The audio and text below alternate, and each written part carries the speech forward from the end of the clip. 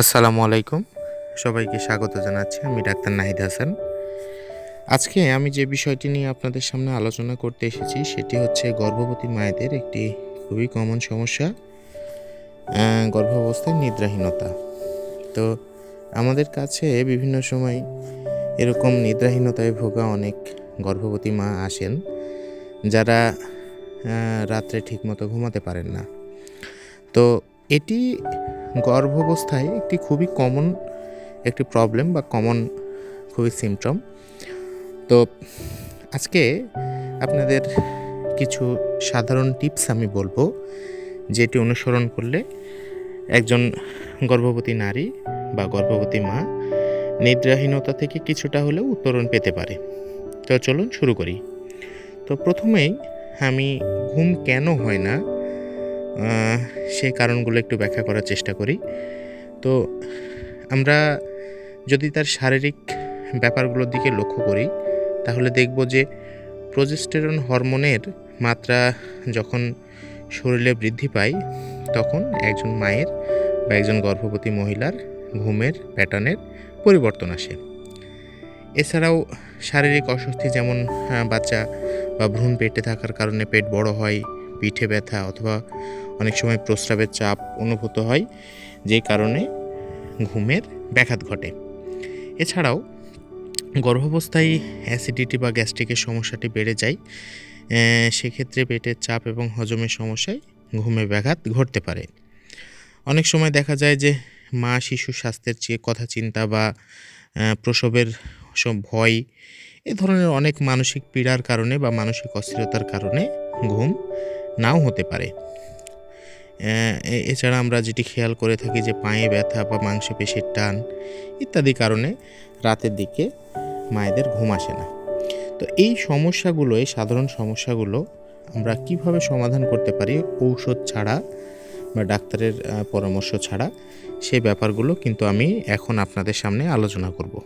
তো আমরা যদি ঘুমের প্যাটার্নটা দেখি, তাহলে আপনাদের আমি একটি পরামর্শ দিতে পারি। সেটি হচ্ছে যে আপনারা বাম দিকে কাত হয়ে ঘুমানোর অভ্যাস করবেন।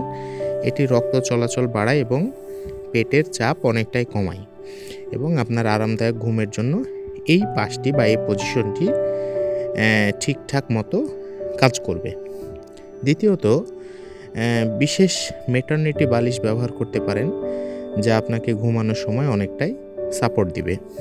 এছাড়াও গর্ভাবস্থায় পর্যাপ্ত পানি পান করাটা খুবই গুরুত্বপূর্ণ। তবে ঘুমানোর 2 থেকে 3 ঘন্টা আগে পানি খাওয়া বা পানি পান করা কমিয়ে দিবেন, যাতে ঘন ঘন প্রস্রাবের প্রয়োজন না হয়। এছাড়াও পুষ্টিকর খাবার গ্রহণ, যেমন হালকা আপনার সহজপাচ্য খাবার, এই জিনিসগুলো খেতে পারেন। এবং অ্যাসিডিটি কমাতে বা আপনার অ্যাসিড রিফ্লাক্স বা গ্যাস্ট্রিকের সমস্যা এড়াতে আপনাকে অবশ্যই খাওয়ার পরপরই শুয়ে পড়ার অভ্যাসটি বদলাতে হবে। এছাড়াও বিভিন্ন ধরনের যে আমরা অনেক সময় সন্তান প্রসবের ভয়ে ট্রমাটাইজ হয়ে থাকি, দুশ্চিন্তা করি, সেগুলো কমিয়ে দিতে হবে। এটি কমানোর উপায় হিসেবে আমরা বলতে পারি মেডিটেশন, তারপরে হচ্ছে শ্বাস প্রশ্বাসের যে ব্যায়াম বা হালকা যে ইয়োগা বা যোগব্যায়াম আছে, সেগুলো করতে পারেন। এছাড়াও ডাক্তারের পরামর্শে গর্ভবতী মহিলাদের জন্য বিশেষ ধরনের যে ব্যায়াম আছে, সেটি আপনি করতে পারেন। এতে আপনার শরীর এবং মন উভয়ই চাঙ্গা হবে এবং আপনার একটি সুস্থ সুন্দর ঘুমের পরিপূরক হিসেবে কাজ করবে। এছাড়াও আপনি যে কাজটি করতে পারেন সেটি হচ্ছে যে প্রতিদিন আপনাকে অবশ্যই একই সময়ে ঘুমোতে যেতে হবে এবং জাগতেও হবে মোটামুটি একই সময়ে। যদি প্রেয়ারের সময় থাকে, অর্থাৎ নামাজের যদি অভ্যাস থাকে, তাহলে সঠিক সময়ে উঠে আপনি নামাজ পড়তে পারেন, প্রার্থনা করতে পারেন। এবং এছাড়াও যদি এগুলোতে আপনার না কমে থাকে, তাহলে আপনাকে অবশ্যই একজন বিশেষজ্ঞ ডাক্তারের পরামর্শ নিতে হবে। এছাড়াও আপনি ঘুমানোর আগে হয়তো বা কিছুটা গরম দুধ পান করতে পারেন, যেটি আপনাকে আরামদায়ক ঘুম আনতে সাহায্য করবে। এছাড়াও আপনার যেই জায়গাতে ঘুমাবেন, যেখানে ঘুমাবেন, যে ঘরে ঘুমাবেন, সেটির পরিবেশটি আপনাকে অন্ধকার, নীরব, সুন্দর ব্যবস্থা করতে হবে, তীব্র আলো এবং ইলেকট্রনিক ডিভাইস যেমন মোবাইল ফোন আমাদের নিত্যদিনের সঙ্গী হয়ে আছে, এই জিনিসটা আপনাকে এড়িয়ে চলতে হবে।